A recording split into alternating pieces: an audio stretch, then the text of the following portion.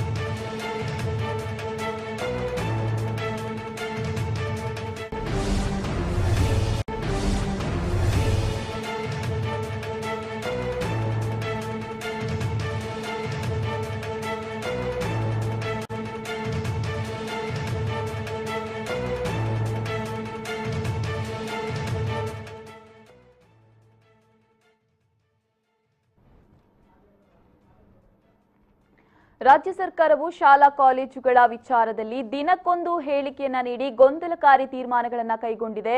ದಯವಿಟ್ಟು ರಾಜ್ಯ ಸರ್ಕಾರ ಸ್ಪಷ್ಟ ಹೇಳಿಕೆಯನ್ನ ನೀಡಲಿ ಅಂತ ಶಾಸಕರಾದಂತಹ ಯುಟಿ ಖಾದರ್ ಅವರು ಹೇಳಿರುವಂತದ್ದು. ಸಚಿವರು, ಶಿಕ್ಷಣ ಇಲಾಖೆ ಮಧ್ಯೆ ಸಮನ್ವಯತೆ ಇಲ್ಲ, ಜನಾಭಿಪ್ರಾಯಕ್ಕೆ ರಾಜ್ಯ ಸರ್ಕಾರ ಮನ್ನಣೆ ಕೊಡಬೇಕು. ಒಮ್ಮೆ ಪರೀಕ್ಷೆ ಇದೆ, ಇನ್ನೊಮ್ಮೆ ಪರೀಕ್ಷೆ ಇಲ್ಲ ಅಂತ ಹೇಳಿ ಗೊಂದಲ ಸೃಷ್ಟಿ ಮಾಡ್ತಾ ಇದೆ.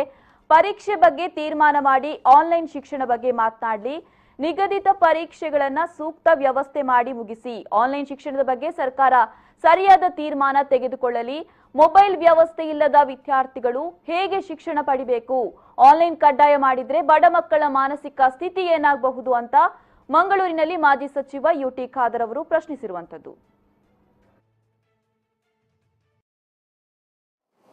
ಯಾವುದೇ ಒಂದು ವಿಚಾರದಲ್ಲಿ ಒಂದು ಸ್ಪಷ್ಟತೆ ಇವತ್ತು ಬೇಕಾಗ್ತದೆ. ನಾನು ಬಹುಶಃ ಪ್ರಾರಂಭದಿಂದಲೂ ಕೂಡ ನಾನು ಹೇಳ್ತಾ ಇದ್ದೇನೆ, ಪ್ರತಿಯೊಂದು ವಿಚಾರದಲ್ಲಿಯೂ ಕೂಡ ಸರ್ಕಾರ ಇವತ್ತು ಗೊಂದಲಕ್ಕೊಳಪಡ್ತದೆ. ಸರ್ಕಾರದ ತೀರ್ಮಾನ ಜನಸಾಮಾನ್ಯ ಗೊಂದಲ ವ್ಯಕ್ತಪಡಿಸ ಪ್ರತಿಯೊಂದು ತೀರ್ಮಾನದಲ್ಲಿ ಕೂಡ ಹೇಳಬೇಕಾದರೆ ಸ್ಟಾರ್ಟಿಂಗಿಂದ ಇಲ್ಲಿ ತನಕ. ಇದೀಗ ಶಿಕ್ಷಣಕ್ಕೆ ಸಂಬಂಧಪಟ್ಟಾಗೆ ನಮ್ಮ ದೇಶದ ಭವಿಷ್ಯದ ಪ್ರಶ್ನೆ, ದೇಶದ ಸತ್ಪ್ರಜೆಗಳನ್ನು ರೂಪಿಸುವಂಥ ಒಂದು ಶಿಕ್ಷಣಕ್ಕೆ ಸಂಬಂಧಪಟ್ಟಾಗೆ ಯಾವುದೇ ಒಂದು ಸ್ಪಷ್ಟತೆ ಸರ್ಕಾರಕ್ಕೆ ಇಲ್ಲದಿರೋದು ಬಹುಶಃ ಇವರ ಸರ್ಕಾರದ ಆಡಳಿತ ವೈಫಲ್ಯ ಒತ್ತಿ ತೋರಿಸ್ತದೆ ಹೇಳಲಿಕ್ಕೆ ಬಯಸ್ತೇನೆ. ಇವತ್ತು ಜನರ ಮಧ್ಯೆ ಹೆತ್ತವರಿಗೆ, ಮಕ್ಕಳಿಗೆ ಸರ್ಕಾರದ ಜವಾಬ್ದಾರಿ ಏನು, ಫಸ್ಟ್ ರೆಸ್ಪಾನ್ಸಿಬಿಲಿಟಿ ಏನು? ಉತ್ತಮವಾದ ವಾತಾವರಣ ನಿರ್ಮಾಣ ಮಾಡಬೇಕು, ಭಯರಹಿತವಾದ ವಾತಾವರಣ ಮತ್ತು ಭಯರಹಿತವಾದ ಒಂದು ಸಿಸ್ಟಮನ್ನು ನಿರ್ಮಾಣ ಮಾಡಬೇಕು.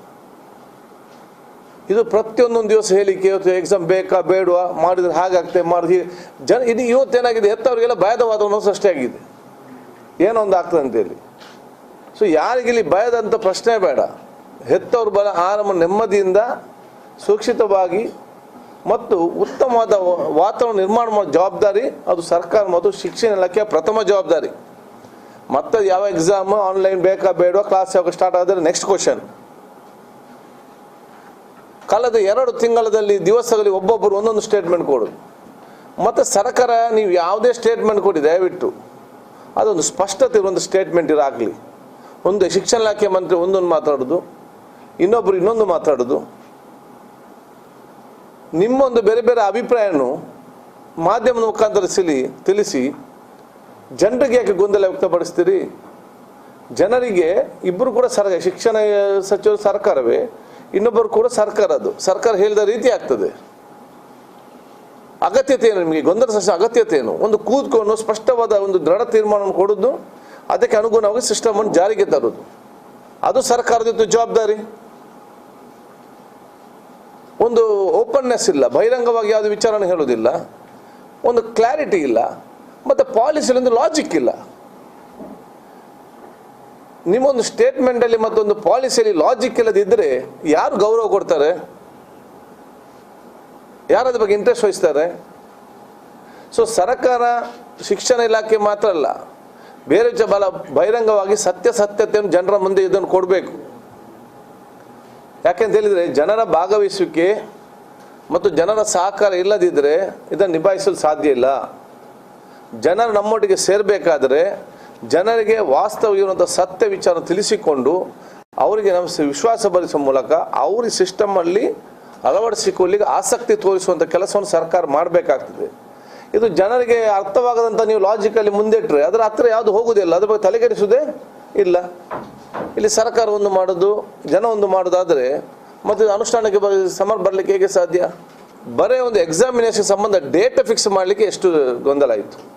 ಒಮ್ಮೆ ಎಕ್ಸಾಮ್ ಉಂಟು, ಒಮ್ಮೆ ಎಕ್ಸಾಮ್ ಇಲ್ಲ, ಒಮ್ಮೆ ಪಾಸ್ ಮಾಡೋದು, ಒಮ್ಮೆ ಪ್ರಿಪ್ರೇಟರಿ ಎಕ್ಸಾಮ್ ನೋಡೋದು, ಒಮ್ಮೆ ಎಂಥ ಒಂದು ಇದನ್ನು ಎಷ್ಟು ಚರ್ಚೆ, ಎಷ್ಟು ಮಾತಾಡುವಂಥದ್ದು ಇದರಲ್ಲಿ.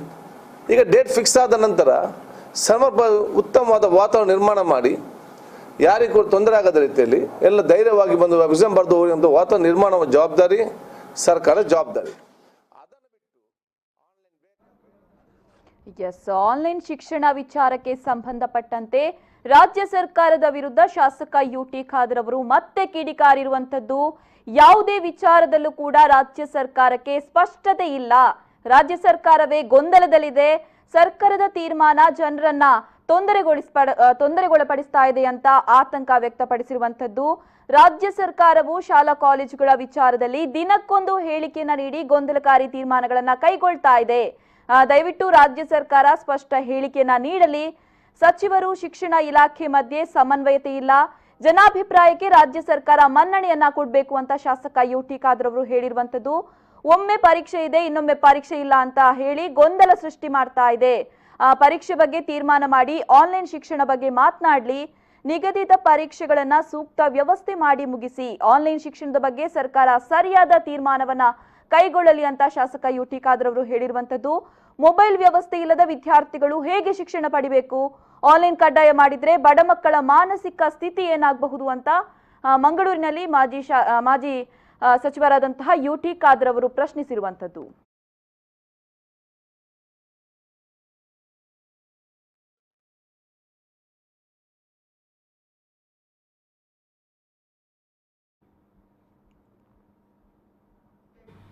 ಕರಾವಳಿಯಾದ್ಯಂತ ಮುಂಗಾರು ಚುರುಕುಗೊಂಡ ಹಿನ್ನೆಲೆಯಲ್ಲಿ ಉಡುಪಿ ಜಿಲ್ಲೆಯಾದ್ಯಂತ ಆರೆಂಜ್ ಅಲರ್ಟ್ ಘೋಷಣೆ ಮಾಡಲಾಗಿದೆ.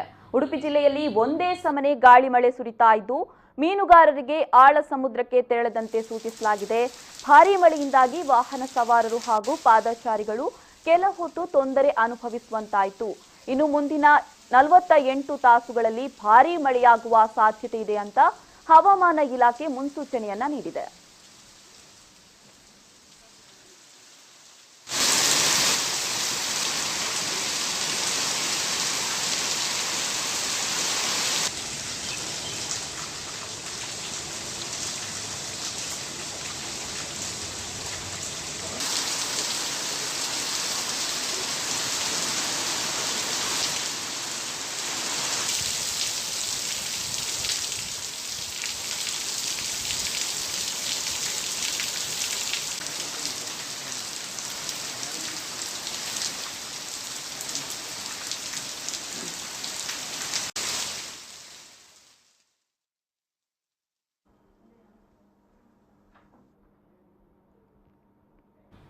ಉಡುಪಿಯ ಗುಂಡಿಬೈಲಿನ ಹೋಟೆಲ್ನಲ್ಲಿ ಕೆಲಸ ನಿರ್ವಹಿಸ್ತಾ ಇದ್ದ ಸಹಾಯಕ ಬಾಣಸಿಗ ಮಸಾಲೆಗೆ ಕಾಯಿ ತುರಿಯುವಾಗ ಮೃತಪಟ್ಟ ಘಟನೆ ನಡೆದಿದೆ. ಸಾವಿಗೆ ಸ್ಪಷ್ಟ ಕಾರಣ ಇನ್ನೂ ಕೂಡ ತಿಳಿದು ಬಂದಿಲ್ಲ. ನಗರ ಪೊಲೀಸ್ ಠಾಣೆಯಲ್ಲಿ ಪ್ರಕರಣ ದಾಖಲಾಗಿದೆ. ಸಮಾಜ ಸೇವಕ ನಿತ್ಯಾನಂದ ಒಳಕಾಡುವವರು ಜಿಲ್ಲಾಸ್ಪತ್ರೆಯ ಶವಾಗಾರಕ್ಕೆ ಶವವನ್ನ ವೈದ್ಯಕೀಯ ಪರೀಕ್ಷೆಗೆ ಸಾಗಿಸಲು ಉಚಿತ ಆಂಬ್ಯುಲೆನ್ಸ್ ಸೇವೆಯನ್ನು ಒದಗಿಸಿ ಸಹಕರಿಸಿದ್ದಾರೆ. ಮೃತ ವ್ಯಕ್ತಿಯನ್ನ ಸುಧಾಕರ ಪೂಜಾರಿ ಉದ್ಯಾವರದ ನಿವಾಸಿ ಅಂತ ಹೇಳಲಾಗಿದೆ. ಇವರಿಗೆ ಮದುವೆಯಾಗಿದ್ದು 3 ಮಕ್ಕಳು ಇದ್ದಾರೆ ಅಂತ ಹೇಳಲಾಗ್ತಾ ಇದೆ.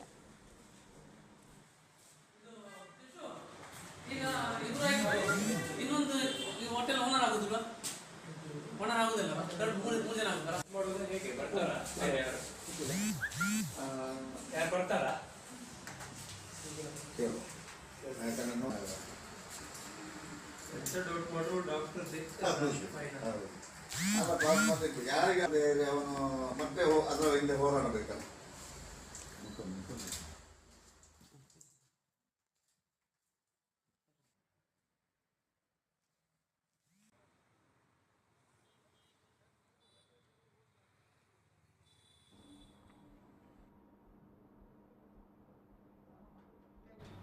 ಬಂಟ್ವಾಳ ತಾಲೂಕಿನ ಮಾಣಿ ಸಮೀಪ ಸುಮಾರು 30ರಿಂದ 40 ವಯಸ್ಸಿನ ಗಂಡಸಿನ ಮೃತದೇಹ ನೇಣು ಬಿಗಿದ ಸ್ಥಿತಿಯಲ್ಲಿ ಇಂದು ಬೆಳ್ಳಂಬೆಳಗ್ಗೆ ಪತ್ತೆಯಾಗಿದೆ.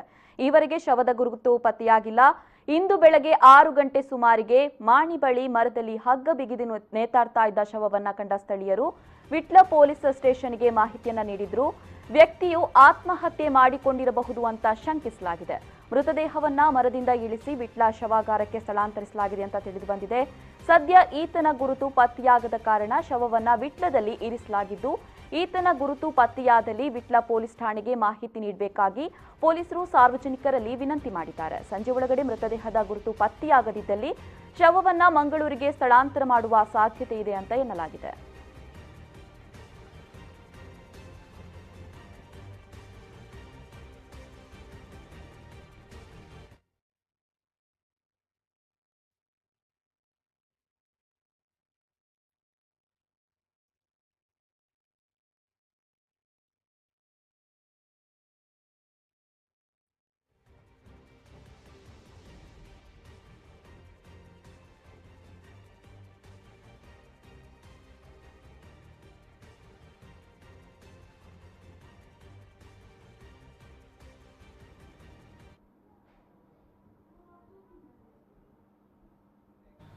ರಾಷ್ಟ್ರೀಯ ಲಾಕ್ಡೌನ್ ಅವಧಿಯಲ್ಲಿ ಸಿಪಿಐಎಂ ಇದರ ಘಟಕಗಳು ಮತ್ತು ಸದಸ್ಯರು ಎಲ್ಲ ರಾಜ್ಯಗಳಲ್ಲಿ ಉದ್ಯೋಗವನ್ನ ಮತ್ತು ಜೀವನೋಪಾಯವನ್ನ ಕಳೆದುಕೊಂಡವರಿಗೆ ಪರಿಹಾರವನ್ನ ಮತ್ತು ಹಸಿದವರಿಗೆ ಆಹಾರವನ್ನ ಒದಗಿಸಲು ಸತತ ಪ್ರಯತ್ನ ಮಾಡಿದೆ.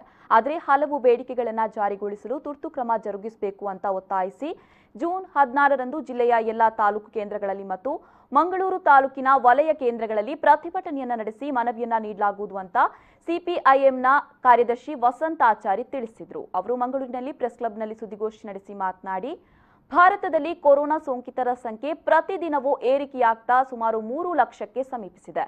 ಅವರ ಪೈಕಿ ಈಗಾಗಲೇ 10,000 ಸೋಂಕಿತರು ಸರಿಯಾದ ಚಿಕಿತ್ಸೆ ದೊರೆಯದೆ ಸಾವನ್ನಪ್ಪಿರುತ್ತಾರೆ. ದೇಶಕ್ಕೆ ಸರ್ಕಾರ ಈ ಮಹಾಪಿಡುಗನ್ನ ಪರಿಣಾಮಕಾರಿಯಾಗಿ ತಡೆಗಟ್ಟುವಲ್ಲಿ ಸಂಪೂರ್ಣ ವಿಫಲವಾಗಿದೆ ಅಂತ ಆರೋಪಿಸಿದ ಅವರು, ಆದಾಯ ತೆರಿಗೆ ತೆರುವ ಮಿತಿಗಳ ಹೊರಗಿರುವ ಎಲ್ಲಾ ಕುಟುಂಬಗಳಿಗೆ ತಿಂಗಳಿಗೆ 7,500 ರೂಪಾಯಿಯಂತೆ 6 ತಿಂಗಳವರೆಗೆ ನಗದು ವರ್ಗಾವಣೆ ಮಾಡಬೇಕು. ಪ್ರತಿ ವ್ಯಕ್ತಿಗೆ ತಿಂಗಳಿಗೆ 10 ಕೆಜಿಯಂತೆ 6 ತಿಂಗಳವರೆಗೆ ಉಚಿತ ಆಹಾರ ಧಾನ್ಯಗಳನ್ನು ವಿತರಣೆ ಮಾಡಬೇಕು. ಮುಂತಾದ ಬೇಡಿಕೆಗಳನ್ನು ಮುಂದಿಟ್ಟು ಜೂನ್ 16ರಂದು ಪ್ರತಿಭಟನೆ ನಡೆಸಲಿದ್ದೇವೆ ಅಂತ ಹೇಳಿದರು.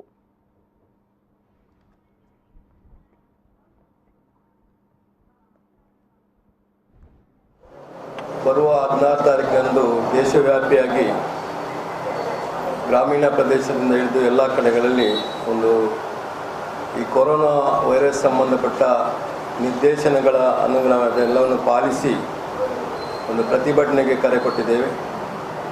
ಈ ಪ್ರತಿಭಟನೆಯನ್ನು ನಾವು ಮಾಡಲಿಕ್ಕೆ ಜಿಲ್ಲೆಯಲ್ಲಿ ಕೂಡ ಮಾಡಲಿಕ್ಕೆ ತೀರ್ಮಾನ ಮಾಡಿದ್ದೇವೆ. ಭಾರತ ಸರ್ಕಾರ, ನರೇಂದ್ರ ಮೋದಿ ನೇತೃತ್ವದ ಭಾರತ ಸರ್ಕಾರ ಈ ಕೊರೋನಾ ಲಾಕ್ಡೌನ್ ಘೋಷಣೆ ಮಾಡಿದ ಅವಧಿಯಲ್ಲಿ ಇವತ್ತಿನ ಪತ್ರಿಕೆ ನೋಡುವಾಗ ಗೊತ್ತಾಗ್ತದೆ 3 ಲಕ್ಷಕ್ಕೂ ಮಿಕ್ಕಿ ಈ ವೈರಸ್ ದಾಟಿದೆ. ಇವತ್ತು ಮಾತ್ರ ಅಲ್ಲದೆ 10,000ಕ್ಕೂ ಮಿಕ್ಕಿ ಜನ ಈ ಸೋಂಕಿಗೆ ಬಲಿಯಾಗಿದ್ದಾರೆ.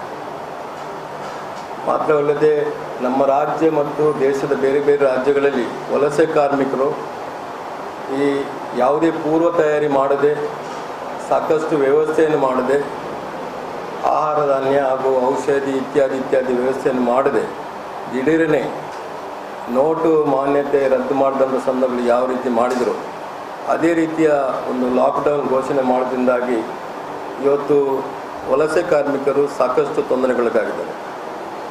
ಹೋಗಲಿಕ್ಕೆ ವಾಹನವಿಲ್ಲದೆ ಸಾವಿರಾರು ಕಿಲೋಮೀಟರ್ ನಡೆದು, ಕುಟುಂಬ ಸಮೇತ ನಡೆದು, ಆಹಾರ ಇಲ್ಲದೆ, ಕುಡಿಯುವ ನೀರಿಲ್ಲದೆ ಅಥವಾ ಚಿಕಿತ್ಸೆಗಾಗಿ ಔಷಧಿ ಇಲ್ಲದೆ ಮರಣ ಅಪ್ಪಿದ್ದನ್ನು ನಾವು ನೋಡಿದ್ದೇವೆ. ಆ ಬಿಸಿಲಿಗೆ ನಡೆದು ದಣಿದಂಥ ಈ ವಲಸೆ ಕಾರ್ಮಿಕರು ರೈಲ್ವೆ ಟ್ರ್ಯಾಕಲ್ಲಿ ಮಲಗಿದಂಥ ಸಮಯದಲ್ಲಿ ಸರಕು ಸಾಗಿಸುವಂಥ ರೈಲು ಮೇಲಕ್ಕೆ ಹೋಗಿ ನೂರಾರು ಮಂದಿ ಮರಣ ಕೂಡ ಹಾಕಿದ್ದಾರೆ. ಅಂದರೆ ಇದಕ್ಕೆಲ್ಲ ಕಾರಣ ಕೇಂದ್ರ ಸರ್ಕಾರದ ಒಂದು ಪೂರ್ವ ತಯಾರಿ ಇಲ್ಲದೆ ಈ ರೀತಿ ಲಾಕ್ಡೌನ್ ಘೋಷಣೆ ಮಾಡಿರುವುದಾಗಿರ್ತದೆ. ಅದೇ ರೀತಿ ನಮ್ಮ ದೇಶದ ಹಾಗೂ ರಾಜ್ಯದ ರೈತರು ಏನು ಅವರ ಭೂಮಿಯಲ್ಲಿ ಬೆಳೆದಂಥ ಫಸಲು ಏನಿದೆ ಅದನ್ನು ಮಾರಾಟ ಮಾಡಲಿಕ್ಕೆ ಸಾಧ್ಯತೆ ಆಗದೆ ಅದು ಕೊಳೆದು ಹೋಗುವಂಥ ಸ್ಥಿತಿ ನಿರ್ಮಾಣ ಆಯಿತು. ಮಾತ್ರ ಅಲ್ಲದೆ ಕೂಲಿಗಾರರು ಕೂಡ ಗಂಜಿಗೆ. ಸುದ್ದಿಗೋಷ್ಠಿಯಲ್ಲಿ ಸಿಪಿಐಎಂ ರಾಜ್ಯ ಕಾರ್ಯದರ್ಶಿ ಮಂಡಳಿ ಸದಸ್ಯರು ಜೆ ಬಾಲಕೃಷ್ಣ, ಜಿಲ್ಲಾ ಕಾರ್ಯದರ್ಶಿ ಸುನಿಲ್ ಕುಮಾರ್ ಬಜಾಲ್ ಉಪಸ್ಥಿತರಿದ್ದರು.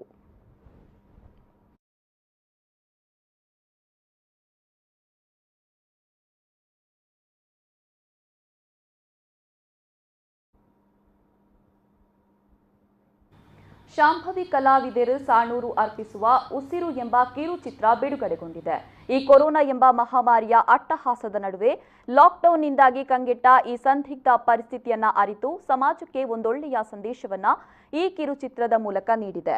ಈ ಕಿರುಚಿತ್ರವು ಅಶೋಕ ಪೂಜಾರಿ ಸಾಣೂರು ಇವರು ರಚಿಸಿ ನಿರ್ದೇಶಿಸಿ ಸಹ ನಿರ್ದೇಶನದಲ್ಲಿ ರಾಬಿನ್ ರೈ, ಶ್ರೀ ಜೆ ಬಂಗೇರ ಅವರ ಛಾಯಾಗ್ರಹಣದಲ್ಲಿ ದೀಕ್ಷಿತ್ ಕುಮಾರ್ ಇವರ ಸಂಕಲನದ ಮೂಲಕ ಮೂಡಿಬಂದಿದೆ. ಈ ಕಿರುಚಿತ್ರದ ಮುಖ್ಯ ಭೂಮಿಕೆಯಲ್ಲಿ ಪ್ರಮಿತ್ ಸಾಣೂರು, ದಿನೇಶ್ ಪೂಜಾರಿ ಮಾಳ ಹಾಗೂ ಚಂದ್ರಹಾಸ ಸಾಣೂರು ಮುಂತಾದವರು ನಟಿಸಿರುತ್ತಾರೆ. ಈ ಕಿರುಚಿತ್ರವನ್ನ ನಿನ್ನೆ ಸಂಜೆ 5 ಗಂಟೆಗೆ ಮಾನ್ಯ ಜಿಲ್ಲಾಧಿಕಾರಿಯಾದ ಶ್ರೀ ಜಿ ಜಗದೀಶ್ IAS ಇವರಿಂದ ಯೂಟ್ಯೂಬ್ ಚಾನೆಲ್ನಲ್ಲಿ ಬಿಡುಗಡೆಗೊಂಡಿದೆ. ಕಾರ್ಕಳ ಶಾಸಕರು ಚಿತ್ರವನ್ನ ವೀಕ್ಷಿಸಿ ಶುಭ ಹಾರೈಸಿದ್ದಾರೆ.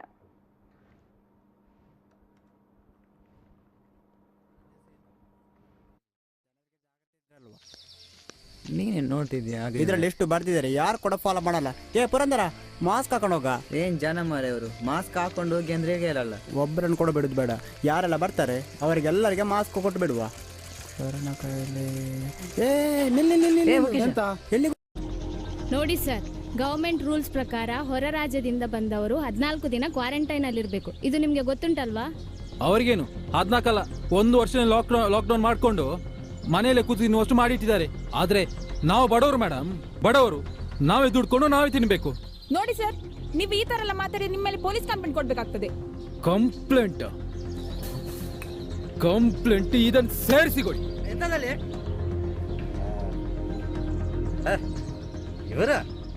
ಇವರಿಗೆ ಮಾಡ್ಲಿಕ್ಕೆ ಬೇರೇನು ಕೆಲಸ ಉಂಟು? ಯಾರು ಮುಂಬೈಯಿಂದ ಬರ್ತಾರೆ, ಯಾರು ಡಿಲ್ಲಿಯಿಂದ ಬರ್ತಾರೆ, ಅವನು ಹುಡುಕುದೇ ಒಂದು ಇವರಿಗೆ ಕೆಲಸ ಆಯ್ತು. ಮುಂಚೆ ಈ ರೀತಿ ಭಿಕ್ಷುಕರು ಬರ್ತಿದ್ರು, ಈಗ ಇವರ ಕಾಟ ಶುರುವಾಯ್ತು. ಕೊರೋನಾ ಅಂತೆ, ಕೊರೋನಾ. ನಮ್ಮಂತವರಿಗೆ ಕೊರೋನಾ ಅಲ್ಲ, ಕೊರೋನಾ ಅಪ್ಪ ಬಂದ್ರು ಏನ್ ಮಾಡಕ್ಕಾಗಲ್ಲ. ಇವರಿಗೆಲ್ಲ ಇವಾಗ ಹೇಳಿದ್ರೆ ಅರ್ಥ ಆಗೋದಿಲ್ಲ. ಹೋಗುವ ಬನ್ನಿ ಮೇಡಮ್. ಮನು, ನೀನ್ ಮುಖ ತೊಳ್ಕೊಂಡು ಒಳಗಡೆ ಬಾ. ಇವರಿಗೆ ಮಾಡ್ಲಿಕ್ಕೆ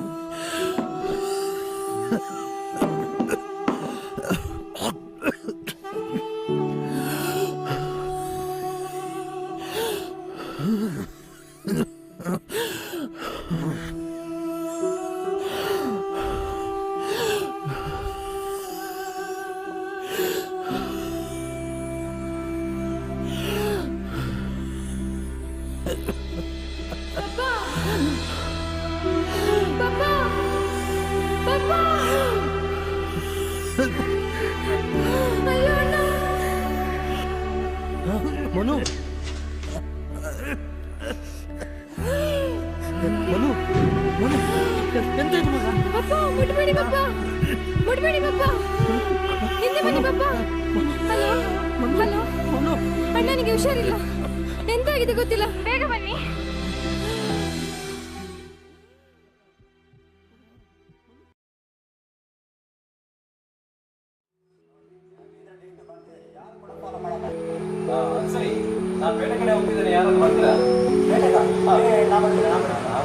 ಸಾಣೂರಿನ ಶಾಂಭವಿ ಕಲಾವಿದರು ಅಶೋಕ್ ಪೂಜಾರಿ ಸಾಣೂರು ಅವರ ನಿರ್ದೇಶನದಲ್ಲಿ ಒಂದು ಉಸಿರು ಅನ್ನುವಂಥ ಒಂದು ಸಮಾಜಕ್ಕೆ ಜಾಗೃತಿಯನ್ನು ಉಂಟು ಮಾಡುವಂಥ ಒಂದು ಕಿರುಚಿತ್ರವನ್ನು ಇವತ್ತು ನಿರ್ಮಾಣ ಮಾಡಿ ಬಿಡುಗಡೆಗೊಳಿಸ್ತಾ ಇರುವುದು ಅತ್ಯಂತ ಸಂತೋಷದ ಸಂಗತಿ. ಕೋವಿಡ್-19ನ ಸಂದರ್ಭದಲ್ಲಿ ಆರೋಗ್ಯ ಇಲಾಖೆಯ ಕಾರ್ಯಕರ್ತರ ಜೊತೆಗೆ ಮತ್ತು ಸಂಬಂಧಪಟ್ಟಂಥ ಎಲ್ಲ ಅಧಿಕಾರಿಗಳ ಜೊತೆಗೆ ವಾರಿಯರ್ಸ್ನ ಜೊತೆಗೆ ಹೇಗೆ ವರ್ತಿಸಬೇಕು ಮತ್ತು ನಮ್ಮ ಜಾಗೃತಿಯನ್ನು ನಾವು ಯಾವ ರೀತಿ ಮಾಡಿಕೊಳ್ಬೇಕು ಅನ್ನುವಂಥ ಹಿನ್ನೆಲೆಯಿಂದ ಉಸಿರು ಅನ್ನುವಂಥ ಕಿರುಚಿತ್ರ ಅತ್ಯಂತ ಸಾಂದರ್ಭಿಕವಾಗಿ ಮೂಡಿಬಂದಿದೆ. ಈ ತಂಡದಲ್ಲಿ ಕಾರ್ಯವನ್ನು ಮಾಡಿದಂಥ ಎಲ್ಲ ಕಾರ್ಯಕರ್ತರಿಗೆ, ಕಲಾವಿದರಿಗೆ ನಾನು ಅಭಿನಂದನೆ ಸಲ್ಲಿಸ್ತೇನೆ. ಬಹುಶಃ ಈ ಉಸಿರು ಚಿತ್ರ ಸಮಾಜವನ್ನು ಜಾಗೃತಗೊಳಿಸುವಂಥ ದೃಷ್ಟಿಯಿಂದ ಸಮಾಜಕ್ಕೆ ಒಂದು ದೂರದೃಷ್ಟಿಯನ್ನು ಕೊಡುವಂಥ ಕಿರುಚಿತ್ರ ಆಗಿ ನಿರ್ಮಾಣ ಆಗಿದೆ.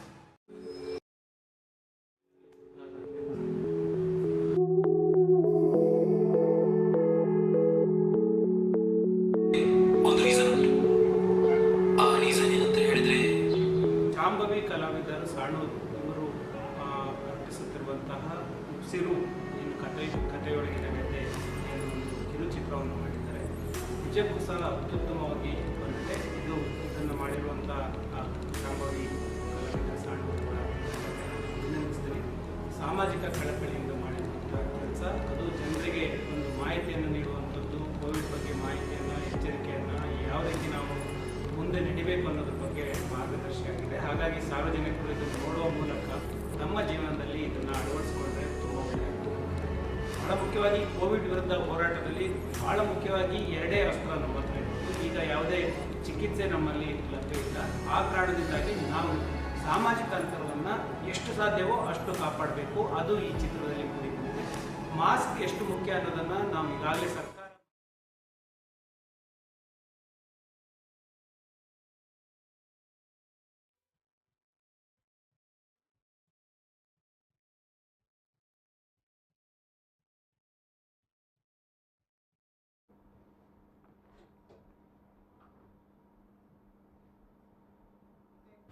ಕಳೆದ ಮಾರ್ಚ್ನಲ್ಲಿ ವಿದ್ಯಾರ್ಥಿಗಳಿಗೆ ಪರೀಕ್ಷೆ ನಡೆಸದೇ ಇರೋದ್ರಿಂದ ವಿದ್ಯಾರ್ಥಿಗಳ ಪೋಷಕರಿಂದ ಬಾಕಿ ಶುಲ್ಕ ಪಾವತಿಯಾಗಿಲ್ಲ. ಇದರಿಂದ ಶಿಕ್ಷಕರಿಗೆ, ಸಿಬ್ಬಂದಿಗೆ ವೇತನ ನೀಡಲು ಸಾಧ್ಯವಾಗದೆ ಅವರ ಪರಿಸ್ಥಿತಿ ಅಯೋಮಯವಾಗಿದೆ ಅಂತ ದಕ್ಷಿಣ ಕನ್ನಡ ಮತ್ತು ಉಡುಪಿ ಜಿಲ್ಲಾ ಆಂಗ್ಲ ಮಾಧ್ಯಮ ಶಾಲಾ ಒಕ್ಕೂಟ ಆತಂಕ ವ್ಯಕ್ತಪಡಿಸಿದೆ. ಸುದ್ದಿಗೋಷ್ಠಿಯಲ್ಲಿ ಇಂದು ಮಾತನಾಡಿದ ಒಕ್ಕೂಟದ ಅಧ್ಯಕ್ಷರಾದ ವೈ ಮುಹಮ್ಮದ್ ಬ್ಯಾರಿ ಅವರು, ಆಂಗ್ಲ ಮಾಧ್ಯಮ ಶಾಲೆಗಳ ಬಗ್ಗೆ ಟೀಕೆ ಟಿಪ್ಪಣಿಗಳನ್ನು ಮಾಡುವವರು ಅಲ್ಲಿ ದುಡಿಯುವ ಶಿಕ್ಷಕರು ಹಾಗೂ ಸಿಬ್ಬಂದಿ ಬಗ್ಗೆಯೂ ಗಮನ ಹರಿಸಬೇಕು ಅಂತ ಹೇಳಿದರು. ಇದು 20 ವರ್ಷಗಳ ಹಿಂದೆ ತಮ್ಮ ಮಕ್ಕಳ ಆಂಗ್ಲ ಮಾಧ್ಯಮ ಶಿಕ್ಷಣಕ್ಕೋಸ್ಕರ ಪ್ರತಿಷ್ಠಿತ ನಗರಗಳನ್ನೇ ಅವಲಂಬಿಸಬೇಕಾಗಿದ್ದು, ಆರ್ಥಿಕವಾಗಿ ಸಬಲರು ಮಾತ್ರ ಈ ಅವಕಾಶವನ್ನು ಪಡೆಯಲು ಸಾಧ್ಯವಿತ್ತು. ಗ್ರಾಮಾಂತರ ಪ್ರದೇಶಗಳಲ್ಲೂ ನಗರ ಪ್ರದೇಶಗಳಲ್ಲೂ ಮಧ್ಯಮ ಮತ್ತು ಕೆಳಮಧ್ಯಮ ವರ್ಗದವರ ಶೈಕ್ಷಣಿಕ ಬೇಡಿಕೆಗಳನ್ನು ಈಡೇರಿಸಲು ಕೆಲ ಉತ್ಸಾಹಿ ವ್ಯಕ್ತಿಗಳು ಆಂಗ್ಲ ಮಾಧ್ಯಮ ಶಾಲೆಗಳನ್ನು ಸ್ಥಾಪಿಸಿದರು.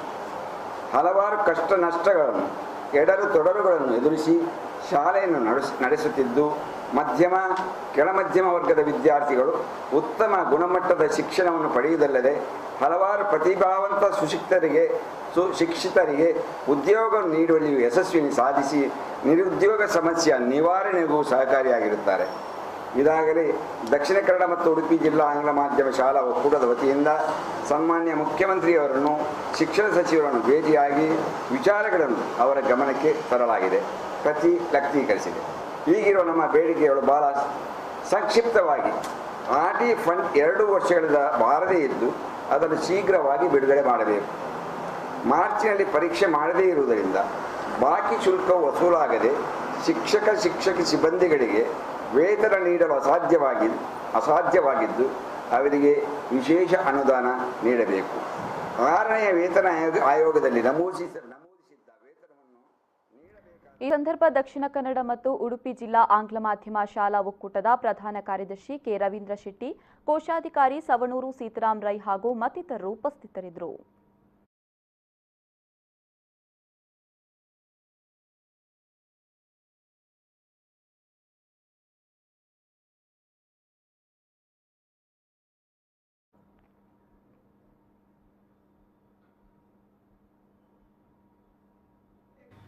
ಇವಿಷ್ಟು ಈ ಕ್ಷಣದ ಸುದ್ದಿ. ನಿರಂತರ ಸುದ್ದಿ, ಮಾಹಿತಿ, ಮನೋರಂಜನೆಗಾಗಿ ನೋಡ್ತಾ ಇರಿ V4 ನ್ಯೂಸ್. ಮುನ್ನುಡಿ ಮುನ್ನಡೆಗಾಗಿ.